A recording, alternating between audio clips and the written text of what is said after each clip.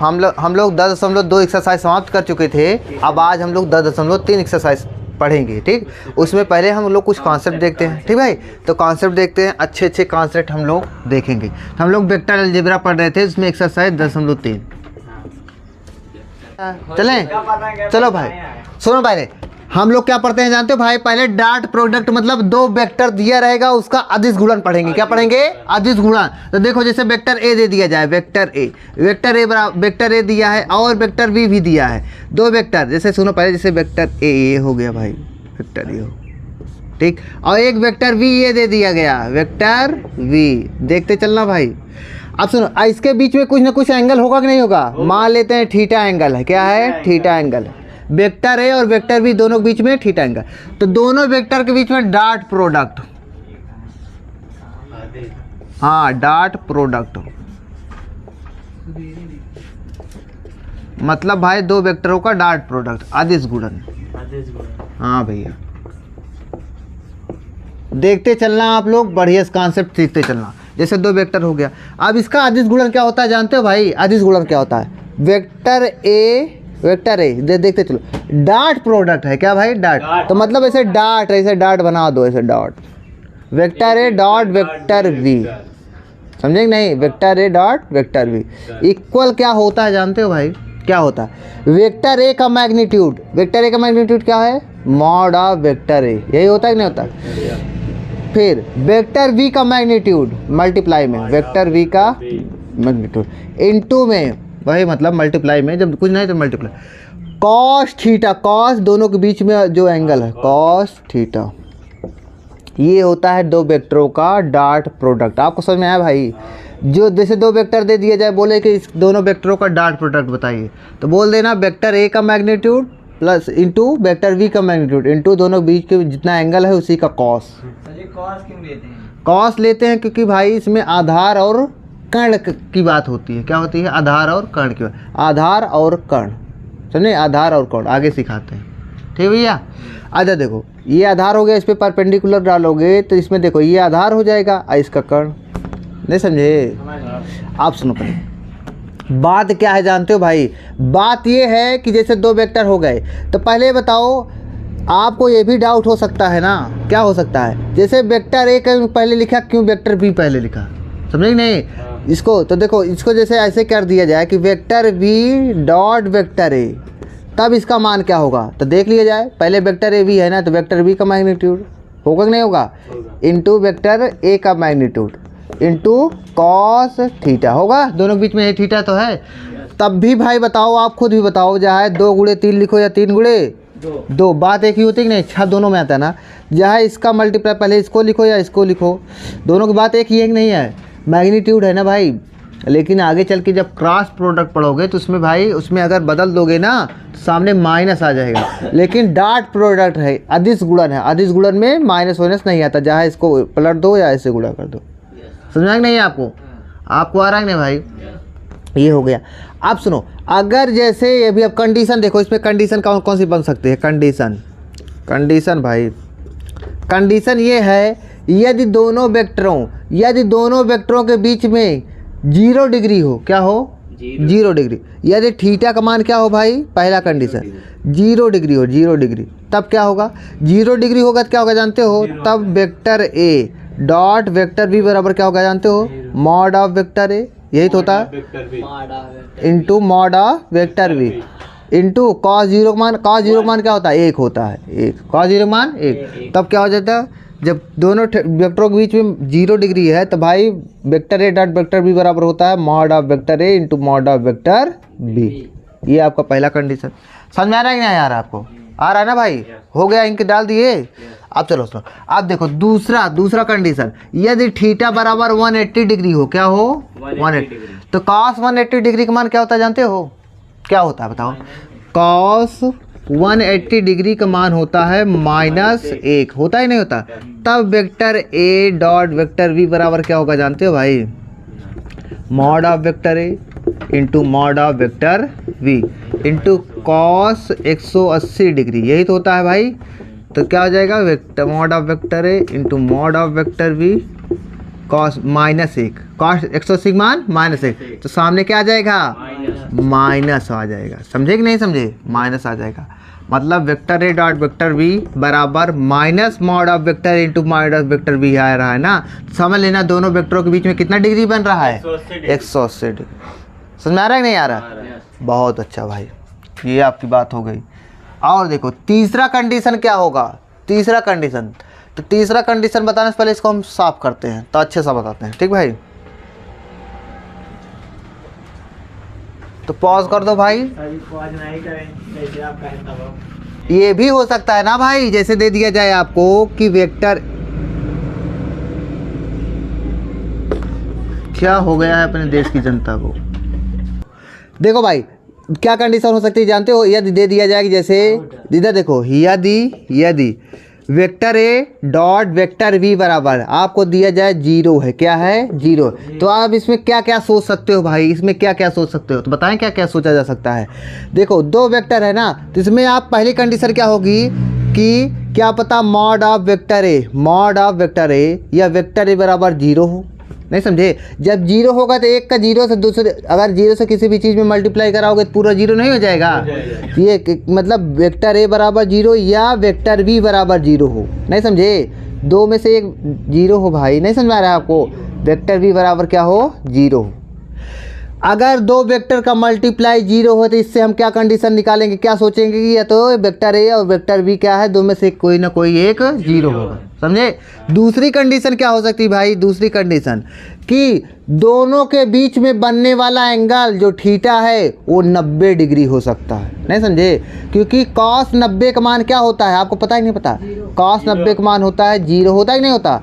हमको आपको पता है vector A dot vector B बराबर क्या होता है? Vector A mod of vector A, अरे होता ही नहीं होता उल्लू, mod of vector A into mod of vector B into cos theta. होता ही नहीं होता? अरे यार क्या, तो या तो ये 0 होगा या तो ये 0 होगा, या तो भाई ये दोनों 0 हो ही ना। कॉस थीटा का मान 90 डिग्री हो जाए, कॉस 90 का मान 0 होता है तो ये 0 हो जाएगा, तो पूरा मल्टीप्लाई 0 हो जाएगा। नहीं समझे? तो ये क्या हो जाए? थीटा बराबर 90 डिग्री, क्योंकि कॉस 90 का मान 0। मतलब 90 डिग्री क्या है? मतलब इसका मतलब ये है भाई, इसका मतलब क्या है? इसका मतलब ये है कि वेक्टर ए और वेक्टर वी आपस में क्या है? परपेंडिकुलर है, मतलब लंबवत है। नहीं समझे? लंबवत होने का मतलब है वेक्टर ए इधर, जैसे मतलब मान लो वेक्टर ये है तो वेक्टर बी ये है। समझे कि नहीं भाई? ये कंडीशन। तो ऐसे क्वेश्चन आता है कि यदि दो वेक्टर में से कोई कांस्टेंट का मान पूछ लेगा, कांस्टेंट का मान पूछ ले तो कैसे निकालोगे भाई? दोनों बोलेगा यदि दो वेक्टर का मल्टीप्लाई 0 है तो बताओ दोनों वेक्टर कैसे हो सकते हैं? तो बोल दोगे या तो परपेंडिकुलर होंगे या तो किसी ना किसी का मान 0 होगा। समझे? इतना समझ में आया भाई? अब इस पे आपको इसमें कंडीशन क्या बताना है? सुनो, आपको मैंने बताया था आई कैप बताया था कि नहीं बताया था? जे कैप बताया था और क्या बताया था? के कैप। ये बताया था ना भाई, तीनों बताया था। तो सुनो पहले, आप पहले बताओ मॉड ऑफ आई कैप क्या होता है? मॉड ऑफ आई कैप बताओ जी। और मॉड ऑफ जे कैप क्या होता है? मॉड ऑफ जे कैप क्या होता है? मॉड ऑफ जे कैप, अरे मान बताओ कितना परिमाण होगा? और मॉड ऑफ के कैप आपको पता होना चाहिए, तीनों बराबर होते हैं, तीनों का मान 1 होता है। क्या होता है भाई? 1 होता है। समझे कि नहीं? कोई आई कैप का परिमाण पूछ ले तो क्या बताओगे? आई कैप की दिशा एक्स अक्ष वाली दिशा होगी, के कैप की दिशा जेड अक्ष। समझे कि नहीं? चलो भाई आज सुनो पहले, अगर पूछ ले कि I cap in dot product I cap, इसका मान क्या होगा भाई? 1 होगा ना। कैसे होगा? क्योंकि भाई आपको पता है, सुनो पहले लिखेंगे दो वेक्टर का डॉट प्रोडक्ट है ना, तो mod of I cap into mod of I cap, यही होगा नहीं होगा? इंटू कॉस भाई बताओ कॉस कितना डिग्री? 0 डिग्री। पहले बताओ कॉस 0 क्यों लिख रहे हैं? क्योंकि भाई आई कैप लिखा है, मान लेते हैं आई कैप की दिशा ये है, फिर भी आई कैप, दूसरा भी आई कैप, ये भी दूसरा, तो दोनों जब 0 डिग्री बनेगा नहीं बनेगा? तो मतलब 0 डिग्री, कॉस 0 डिग्री। तो बताओ आई कैप का मान 1 इंटू 1, कॉस 0 का मान 1, तो मतलब 1। समझे? ऐसे भाई आप बोलते जे कैप इंटू जे कैप का मान भी 1, ऐसे K cap dot product K cap, बेवकूफ़ी नहीं के कैप। आप सुनो पहले, इधर देखा उल्लू। अब बात आई किस पर जानते हो? जैसे सभी तो देखो दोनों एक ही है ना सभी। अब देखो अब क्या है, जैसे बदल दिया जाए आई cap dot product J cap, इसका मान एक नहीं होगा भाई, ये जे कैप है, क्या है ये जे कैप, अलग आ जाएगा ना। अच्छा बताओ ये अक्ष, सुनो पहले ये अक्ष अक्ष और वाई अक्ष के बीच में कितना डिग्री कोण बनता है? 90 डिग्री ना। वैसे आई कैप और जे कैप के बीच में भी 90 डिग्री बनेगा। ठीक भाई, तो सुनो आई के पहले दो डॉट प्रोडक्ट है ना, पहले आई कैप का मॉडुलस इंटू जे कैप का मॉडुलस इंटू कॉस 90 डिग्री। तो भाई इसका एक गुणे कॉस 90 का मान 0 बराबर 0। तो मतलब यहाँ से क्या समझे हमने, I cap into dot I cap dot product J cap, ऐसे आ जाए J cap dot product K cap का भी मान 0, ऐसे K cap dot product I cap का भी मान 0।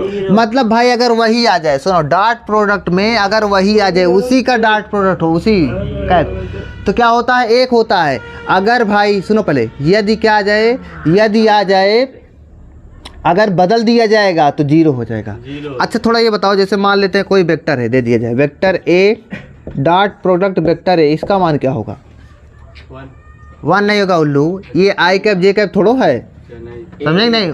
आई कैप का मापांक एक होता था ना, मॉडुलस एक होता था। लेकिन सुनो पहले, जैसे परिमाण एक होता था, जैसे vector A dot product vector A है, तो क्या होगा जानते हो? पहले वेक्टर ए का परिमाण लिखोगे ना, इंटू फिर जाके इस वाले का परिमाण लिखोगे, फिर जाके दो वेक्टर जहाँ जैसे दोनों वेक्टर एक ही हो ना, तो उनके बीच में कितना डिग्री बनता है? 0 डिग्री। तो कॉस 0 डिग्री लिखोगे कि नहीं लिखोगे? बराबर कॉस 0 डिग्री, कॉस 0 डिग्री। तो भाई क्या हो जाएगा? इसका क्या हो जाएगा? मापांक एक, परिमाण सॉरी परिमाण मॉड ए हो जाएगा, इसका भी मॉड ए, तो मॉड ए का स्क्वायर हो जाएगा नहीं हो जाएगा?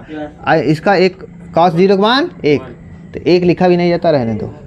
समझ में आपको? नहीं तो मतलब भाई अगर कोई भी ऐसे आ जाए, जैसे vector B dot product vector B, तो इसका क्या होता है? वेक्टर बी का मॉड ए लो, vector B dot vector B, vector फिर मॉड ऑफ वेक्टर बी का होल। ऐसे vector C into vector C, इसको क्या लिखा जा सकता है? समझ में नहीं आया? ठीक भाई, आओ सुनो पहले, जैसे कोई वेक्टर दिए, सीधा देखो नई बात क्या जानते हो? जैसे वेक्टर ए है, वेक्टर ए का मापांक परिमाण क्या होता है बताओ? वेक्टर ए का परिमाण क्या होता है? परिमाण इसका बताओ, मैग्नीट्यूड। अरे उल्लू, हाँ क्या होता है? मॉड ऑफ वेक्टर ए होता है कि नहीं? मॉड ऑफ वेक्टर ए को ये भी लिख सकते हो, क्या लिख सकते हो जानते हो भाई? कुछ वेक्टर लगाओ ही ना, ए ही लिख दो, समझे कि नहीं? ये भी जानते रहो। जैसे कहीं पर लिखा है वेक्टर बी लिखा है ना, इसका परिमाण क्या होगा? परिमाण मॉड ऑफ वेक्टर बी होगा कि नहीं होगा? या इसको ये भी, इसका परिमाण ये भी लिख सकते हो, परिमाण। कहीं कहीं पर बुक में लिखा भी रहता है वेक्टर, केवल बी लिख दो बस, केवल बी लिख दो बस, समझे कि नहीं? भाई वेक्टर हटा दो, उसका परिमाण मिल जाएगा। वेक्टर साइन हटाओ, परिमाण पाओ, समझे कि नहीं भाई? जैसे डी है वेक्टर, सुनो पहले, जैसे डी है वेक्टर डी है, इसका परिमाण क्या होगा बताओ? डी, केवल डी, समझे नहीं? तो यहाँ पर देखो, जैसे वेक्टर ए डॉट वेक्टर ए, तो इसका क्या हो जाएगा? डायरेक्ट ए स्क्वायर हो जाएगा, इसका क्या हो जाएगा? बी स्क्वायर, इसका क्या हो जाएगा? सी स्क्वायर, समझे नहीं? ऐसे Z vector Z dot product vector Z, इसका क्या हो जाएगा? Z square. बहुत अच्छा भाई। आप देखो भाई, यदि देखो अब इस पे क्वेश्चन किया जाए, एक इधर देखो कैसे क्वेश्चन आएगा। जैसे मान लेते हैं वेक्टर ए बराबर दे दिया जाए, वेक्टर ए बराबर दे दिया जाए 2 आई कैप प्लस में जे कैप प्लस में के कैप, और वेक्टर बी बराबर दे दिया जाए आपको। वेक्टर बी बराबर क्या दे दिया जाए जानते हो? आई कैप माइनस में जे कैप प्लस में के कैप, ऐसे दे दिया जाए भाई। अब बोलेगा कि vector A dot vector B बताओ क्या होगा, तो कैसे बताओगे आप लोग? कैसे बताओगे भाई? दोनों का डॉट प्रोडक्ट निकालना है क्या? तो कैसे? अच्छा बताओ, दोनों को मल्टीप्लाई करा देते हैं। क्या करा देते हैं? मल्टीप्लाई। इसका मल्टीप्लाई पहले इसका मल्टीप्लाई इससे करा देते हैं। नहीं या भाई आपको डायरेक्ट कैसे समझना है? सुनो पहले, डायरेक्ट कैसे समझोगे? डायरेक्ट सुनो, आई कैप के बगल में जो है, इधर भी आई कैप के बगल में जो है, आई कैप के बगल में कौन है? 2 है, आई कैप के बगल में 1, तो मल्टीप्लाई करो, 2 1 नाम 2, 2 1 जा 2, समझे? फिर सुनो भाई लो, आप सुनो फिर, यहाँ पर जे कैप के बगल में क्या है? 1 है, जे कैप के बगल में -1, तो plus minus minus plus minus minus 1 into 1। ऐसे इधर भी +1 +1 +1, तो क्या हो जाएगा भाई बताओ? 2 1 जा 2 -1 + 1, क्या हो जाएगा? 2 आ गया। तो vector A dot vector B क्या आ गया बताओ? Vector A dot vector B क्या आ गया? 2 आ गया। नहीं समझा आपको तरीका? नहीं आया?